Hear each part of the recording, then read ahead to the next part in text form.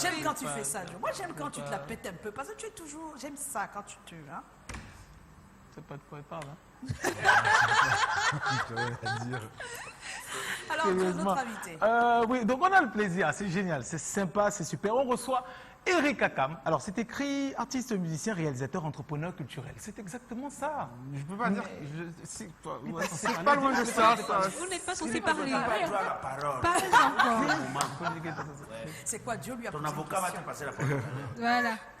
C'est ça et c'est pas ça. Donc, c'est ça parce que ça décrit un certain nombre d'activités que tu mènes, mais c'est pas ça parce que ton talent va bien au-delà. En fait, il y a beaucoup de choses dans Eric. Il y a le Eric qui est le fils d'une mère choriste protestante et d'un père documentaliste, celui que tu vas devenir après, et qui grandit en écoutant, je sais pas, du rock, la rumba, l'afrobeat, la soul, les standards, jazz. Et puis il y a le Eric qui découvre, en tout cas dans les débuts des années 90, qui est émerveillé parce qu'il écoute de l'autre côté, en tout cas Public Enemy, NWA, MC Hammer, MC Solar, ces rappeurs-là qui vont t'influencer. En 95, il y a le Eric qui commence à écrire ses premiers textes, des poèmes d'amour ou alors des véritables textes de rap, personne ne sait à cette époque-là. Et il y a le Eric qui en 97 s'engage véritablement d'abord dans la musique, dans les mouvements associatifs, dans le sens où l'esprit d'équipe, il crée Feu Rouge avec son ami MH, et puis il y a le Eric qui rejoint Darcel et qui va fréquenter, on va dire, des pontes du rap aujourd'hui que l'on considère Palcero, Daniel York, Crotal et le reste. Et puis il y a le Eric qui beaucoup plus tard va sortir Puzzle. Et à cette occasion, tout le monde te décrit comme étant un surdoué du rap.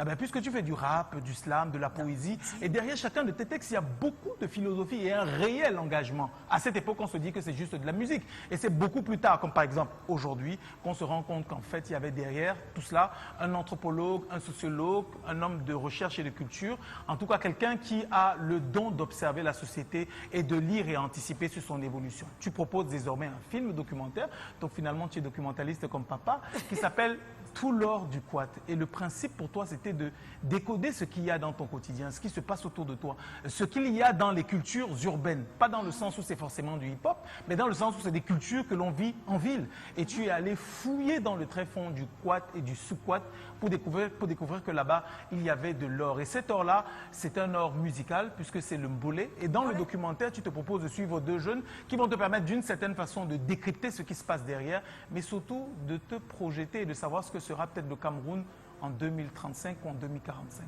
Parce que, dit-on, c'est aujourd'hui que ça se décide.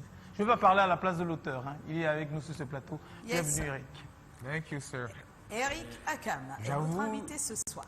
J'avoue que je suis bluffé. Oh là là. Mais pour voir, on a parlé de lui, mais peut-être en image, c'est encore mieux. On regarde.